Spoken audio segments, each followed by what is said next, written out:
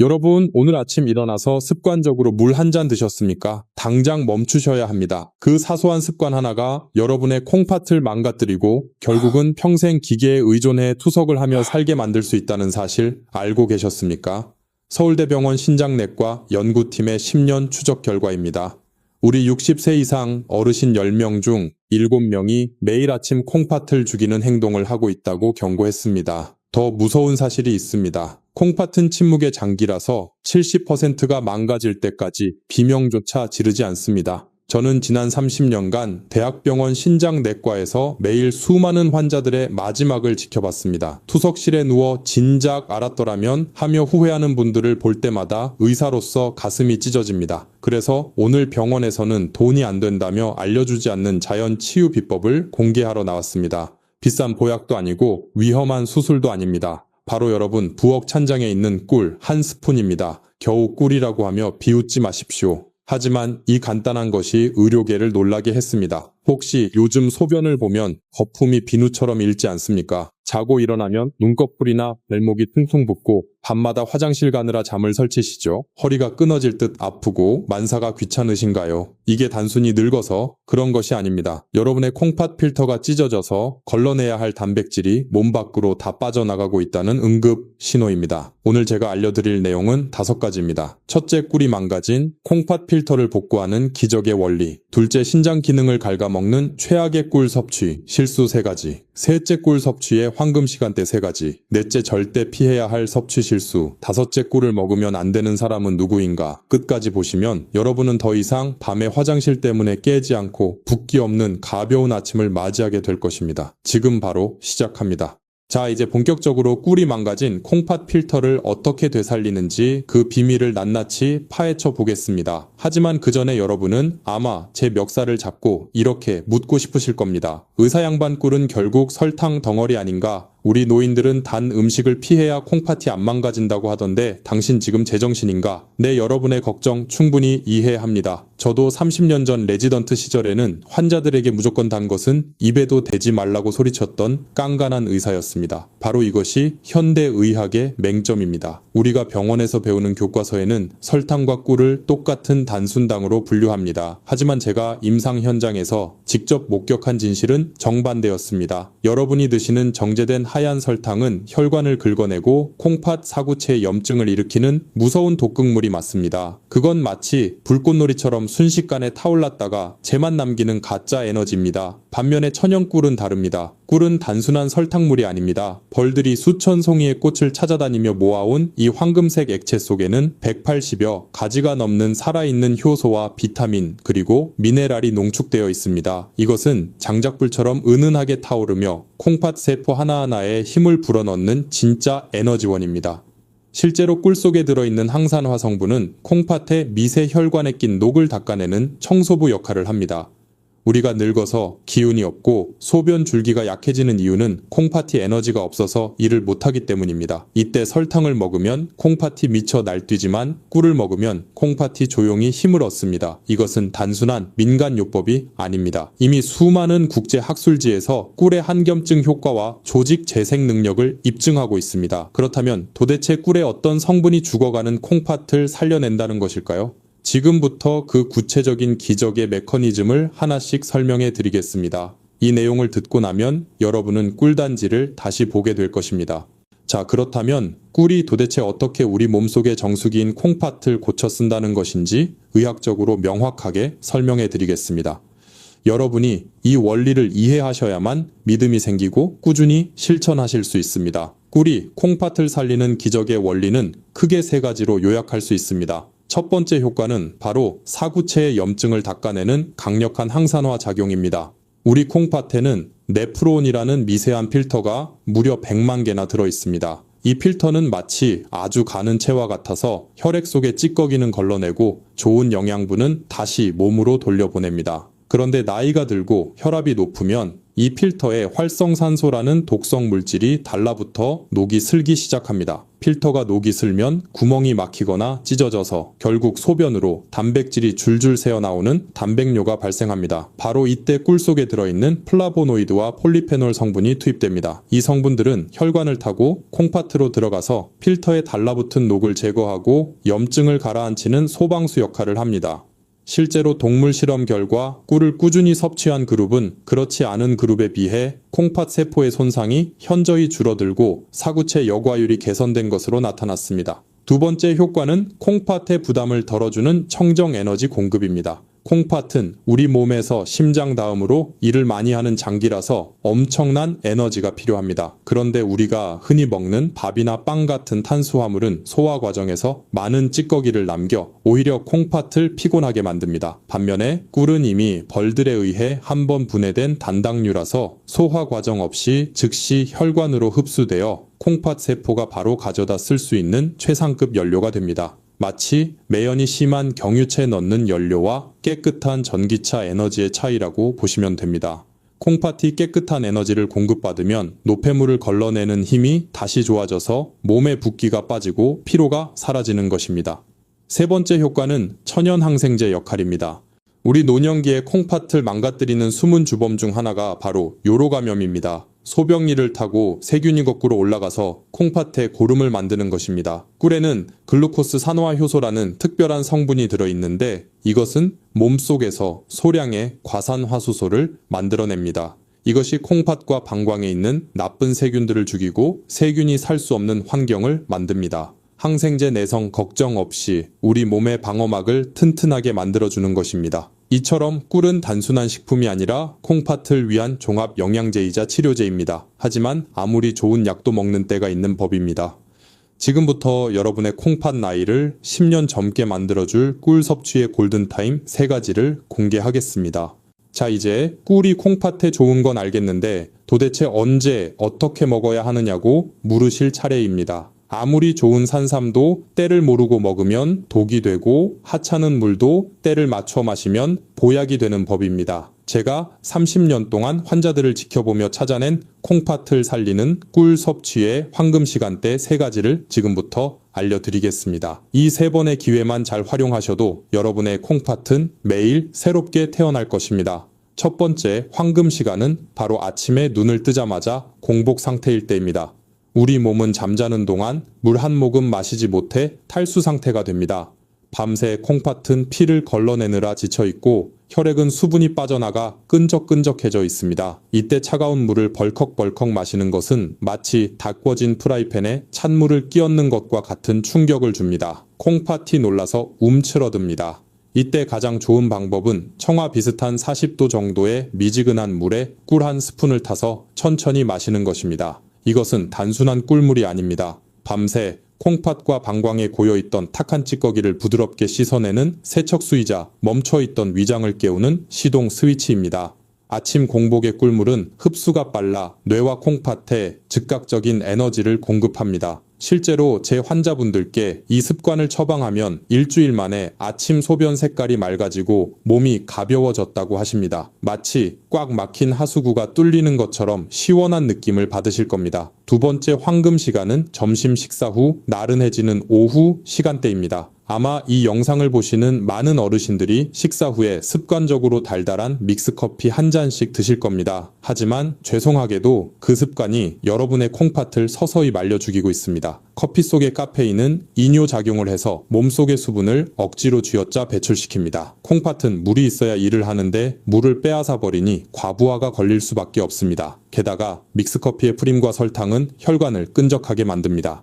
이제부터는 오후에 커피 대신 따뜻한 꿀차를 한 잔 드셔보십시오. 꿀의 천연 당분은 급격한 혈당 쇼크 없이 오후에 피로를 풀어주고 무엇보다 콩팥에 수분을 공급해줍니다. 꿀에 레몬 한 조각을 띄우면 금상첨화합니다. 레몬의 구연산이 콩팥의 결석을 예방하고 피로 물질을 분해하기 때문입니다. 커피를 끊고 꿀차로 바꾼 지 한 달 만에 만성 피로가 사라지고 붓기가 빠졌다는 분들이 정말 많습니다. 세 번째 황금 시간은 바로 잠자리에 들기 1시간 전입니다. 아마 지금 고개를 갸웃거리는 분들이 계실 겁니다. 원장님, 자기 전에 물 마시면 밤새 화장실 들락거느라 잠을 못 자는데 그게 무슨 소리입니까? 네, 맞습니다. 그게 바로 우리 노인들의 가장 큰 고민인 야간요입니다. 하지만 제 이야기를 끝까지 들어보십시오. 제가 말씀드리는 것은 물을 한 대접 마시라는 것이 아닙니다. 아주 소량의 물에 타거나 혹은 꿀만 티스푼으로 한 숟가락 입안에서 녹여 드시라는 것입니다. 이게 왜 중요할까요? 우리가 밤에 자다가 깨서 화장실에 가는 이유는 단순히 소변이 마려워서가 아닙니다.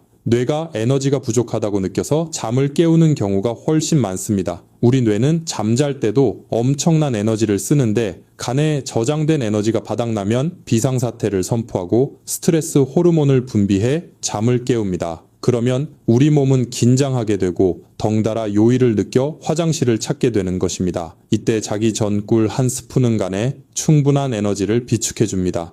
그러면 뇌가 안심하고 깊은 잠에 빠져들게 됩니다.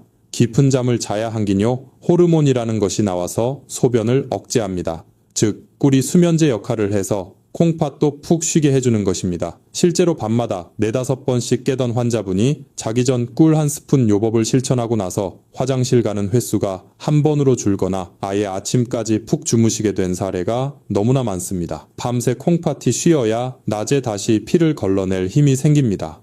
여러분, 이 3가지 시간대를 꼭 기억하십시오. 아침에는 씻어내기 위해, 오후에는 채워주기 위해, 그리고 밤에는 쉬게 하기 위해 꿀을 드시는 것입니다. 돈이 드는 것도 아니고 힘든 일도 아닙니다. 그저 습관만 조금 바꾸면 됩니다. 하지만 아무리 좋은 꿀도 잘못된 방법으로 먹으면 오히려 독이 될 수 있습니다. 다음으로 제가 말씀드릴 내용은 정말 중요합니다. 많은 분들이 실수하고 계신 꿀 섭취의 치명적인 문제점 3가지를 짚어드리겠습니다. 이 부분을 놓치시면 앞의 노력들이 물거품이 될 수 있으니 더욱 집중해 주시기 바랍니다. 앞서 말씀드린 3가지 황금 시간대를 잘 지키시더라도 지금부터 말씀드릴 이 3가지 실수를 범하신다면 모든 노력은 물거품이 되고 오히려 콩팥을 망가뜨리는 지름길이 될 수 있습니다. 꿀이 몸에 좋다는 말만 믿고 무턱대고 드시다가 응급실에 실려 오시는 분들을 볼 때마다 제 가슴이 너무나 아픕니다.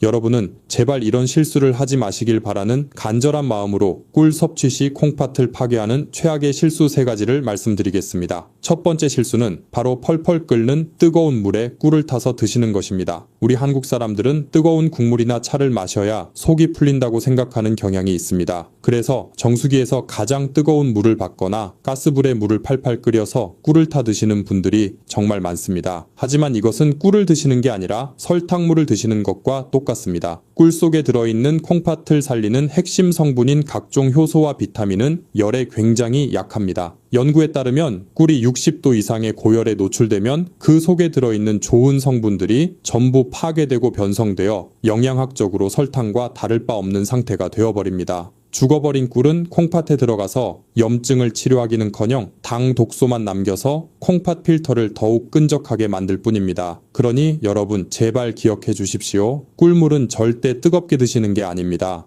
물을 끓이셨다면 한 김 식혀서 손가락을 넣었을 때 따뜻하다고 느껴지는 약 40도 정도의 온도에서 꿀을 타셔야 합니다. 그래야 꿀 속의 효소가 살아 움직이며 여러분의 콩팥을 청소해 줄 수 있습니다. 두 번째 실수는 욕심을 부려 너무 진하게 드시거나 많이 드시는 것입니다. 아무리 좋은 약도 과하면 독이 됩니다. 어떤 분들은 꿀이 몸에 좋다고 하니 밥숟가락으로 듬뿍 퍼서 하루에도 몇 번씩 드시거나 물에 아주 진하게 타서 드십니다.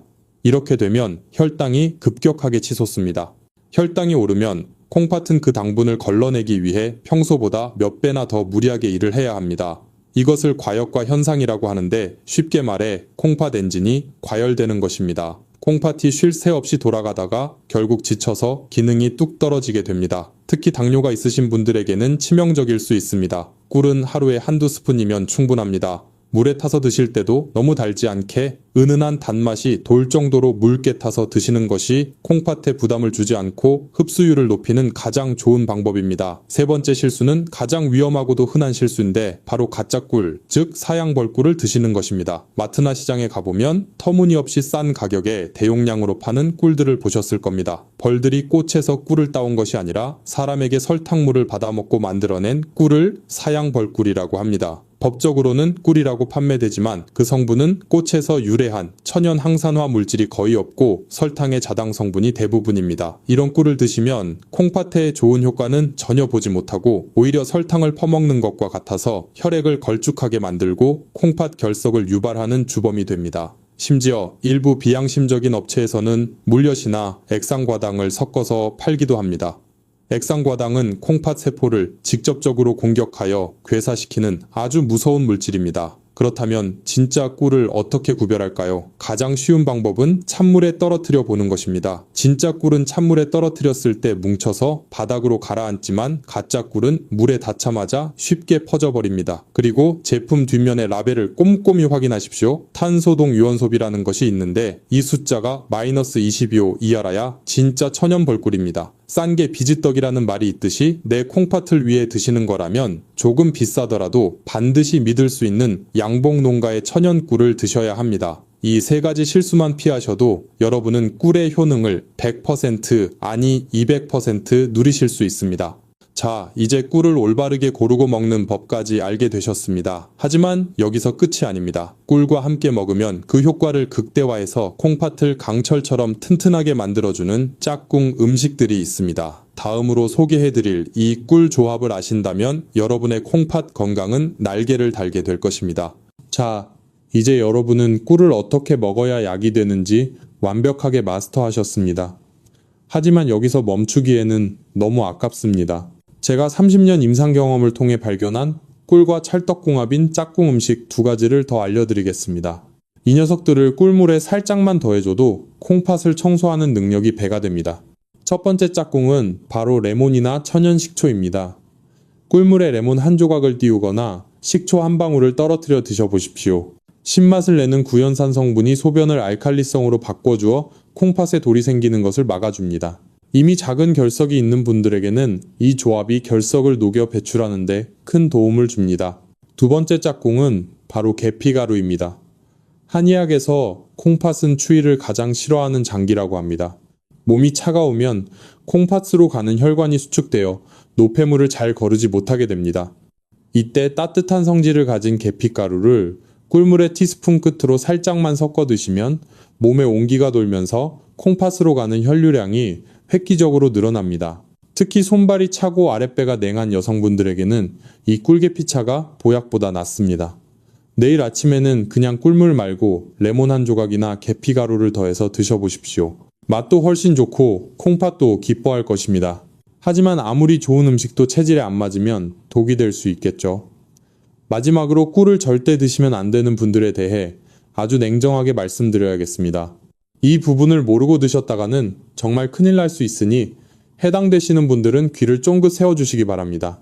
앞서 꿀이 콩팥을 살리는 명약이라고 칭찬을 아끼지 않았지만 세상 모든 만물이 그러하듯 꿀 또한 모든 사람에게 만병통치약은 아닙니다. 어떤 분들에게는 꿀 한 스푼이 오히려 콩팥의 숨통을 조이는 독약이 될 수도 있습니다. 제가 지금부터 말씀드릴 세 가지 유형에 해당하시는 분들은 꿀 섭취를 당장 멈추시거나 반드시 주치의와 상의하셔야 합니다. 여러분의 생명과 직결된 문제이니 부디 흘려듣지 마십시오. 첫 번째 절대금기 대상은 만성 신부전 4기 이상의 말기 신부전 환자분들입니다. 특히 병원에서 칼륨 섭취를 제한하라는 경고를 받았거나 현재 투석을 받고 계신 분들입니다. 꿀에는 칼륨이라는 미네랄이 들어있습니다. 건강한 사람이나 초기 신장병 환자에게 칼륨은 나트륨을 배출시켜 혈압을 낮추는 아주 고마운 성분입니다. 하지만 콩팥 기능이 10% 이하로 떨어진 말기 환자분들은 이 칼륨을 소변으로 배출하지 못하고 몸 안에 그대로 쌓아두게 됩니다. 혈액 속의 칼륨 농도가 높아지면 부정맥이 생기고 심하면 심장마비로 돌연사할 수 있습니다. 콩팥 좀 고쳐보겠다고 드신 꿀이 심장을 멈추게 할 수도 있다는 뜻입니다. 그러니 투석 환자분들은 절대 임의로 드시지 마십시오. 두 번째 대상은 혈당 조절이 전혀 되지 않는 중증 당뇨 환자분들입니다. 제가 꿀은 설탕보다 착한 당이라고 말씀드렸지만 그래도 본질은 당분입니다. 당화 혈색소 수치가 너무 높거나 인슐린 주사를 맞아도 혈당이 널뛰게 하는 분들이 꿀을 드시면 불난집에 기름을 붓는 격이 됩니다. 고혈당은 콩팥의 모세혈관을 설탕에 절인 과일처럼 딱딱하게 만들어버립니다. 이런 분들은 꿀을 드시기 전에 반드시 혈당이 안정화된 후에 아주 소량만 드셔야 합니다. 세 번째는 여러분 자신이 아니라 여러분이 목숨보다 아끼는 손주들을 위한 경고입니다. 혹시 손주가 감기에 걸렸다고 꿀물을 타먹이신 적이 있으십니까? 만약 아이가 생후 12개월, 즉 돌이 지나지 않았다면 그것은 아이에게 독을 먹이는 것과 같습니다. 자연 상태의 꿀에는 보툴리누스라는 균의 포자가 섞여 있을 수 있습니다. 어른들은 위산이 강해서 이 균을 다 죽이지만 장 기능이 덜 발달한 아기들은 이 균에 감염되면 근육이 마비되고 호흡 곤란이 와서 사망에 이를 수도 있습니다. 옛날 어르신들이 아기 입이 헐었을 때 꿀을 발라주던 민간요법은 이제 절대 하시면 안 됩니다. 이 세 가지 경우만 아니라면 꿀은 신이 내린 최고의 선물입니다.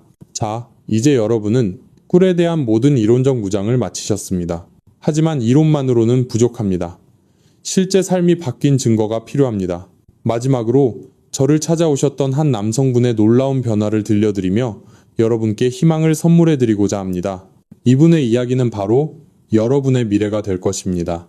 이론보다 더 강력한 것은 눈앞의 증거입니다. 제가 7년 전 만났던 대구에 사시는 68세 김철수님의 이야기를 들려드리겠습니다.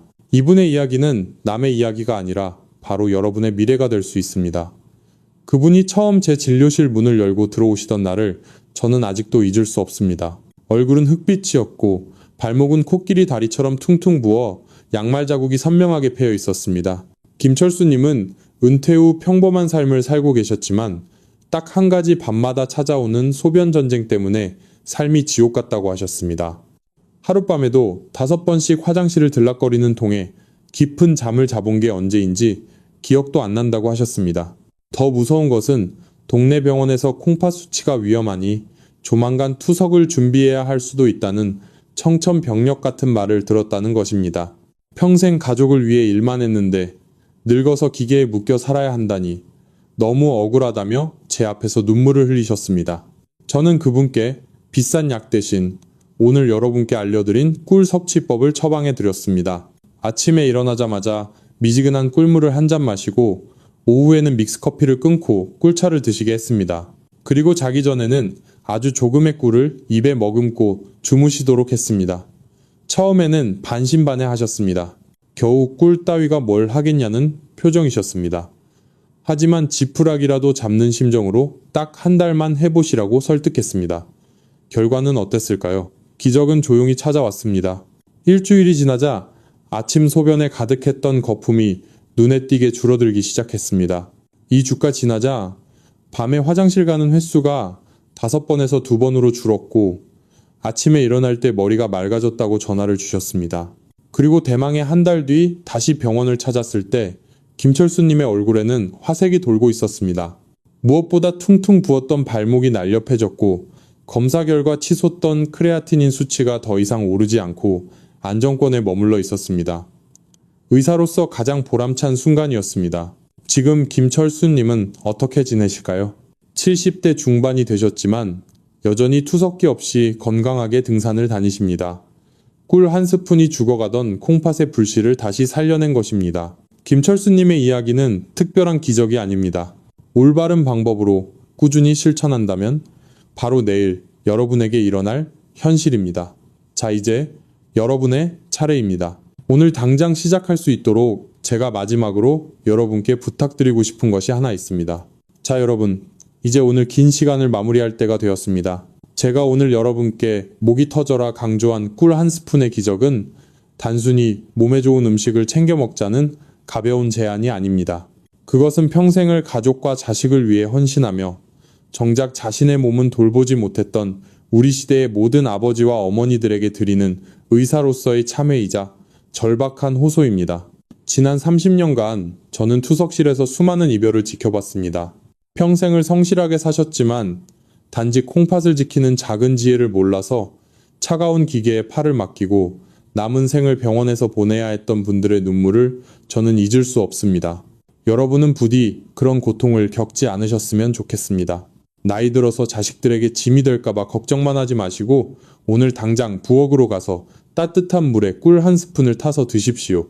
그 달콤한 한 잔이 지쳐있는 여러분의 콩팥을 위로하고 꺼져가던 생명의 불씨를 다시 살릴 것입니다. 돈이 수천만 원 드는 것도 아니고 힘든 수술도 아닙니다. 내 몸을 사랑하는 이 작은 실천이 여러분의 10년 뒤 미래를 차가운 병원 침대가 아닌 따뜻한 공원에서 손주들과 뛰어노는 모습으로 바꿔놓을 것입니다. 그리고 오늘 제가 전해드린 이 정보가 누군가에게는 생명을 구하는 동아줄이 될 수도 있습니다. 주변에 콩팥 때문에 걱정하는 친구나 밤잠을 설치는 이웃이 있다면 주저 말고 카카오톡으로 이 영상을 공유해 주십시오. 좋은 것은 나눌수록 커지는 법입니다. 여러분의 공유 버튼 한 번이 뇌졸중과 투석의 공포로부터 소중한 사람을 지켜낼 수 있습니다. 저 또한 앞으로도 병원에서는 돈이 안 된다며 자세히 알려주지 않는 진짜 건강 정보를 가지고 여러분 곁을 든든하게 지키겠습니다. 구독과 좋아요를 눌러주시면 더 깊이 있는 내용으로 보답하겠습니다. 마지막으로 노파심에 다시 한번 말씀드립니다. 만약 현재 심각한 기저질환을 앓고 계시거나 약물 치료 중이시라면 어떤 민간요법이든 시작하기 전에 반드시 담당 의사와 상의하신 후 섭취하시길 바랍니다. 여러분이 고통 없이 존엄하고 활기찬 노후를 보내시기를 진심으로 기도합니다. 다음 영상에서 더 건강한 모습으로 뵙겠습니다. 감사합니다.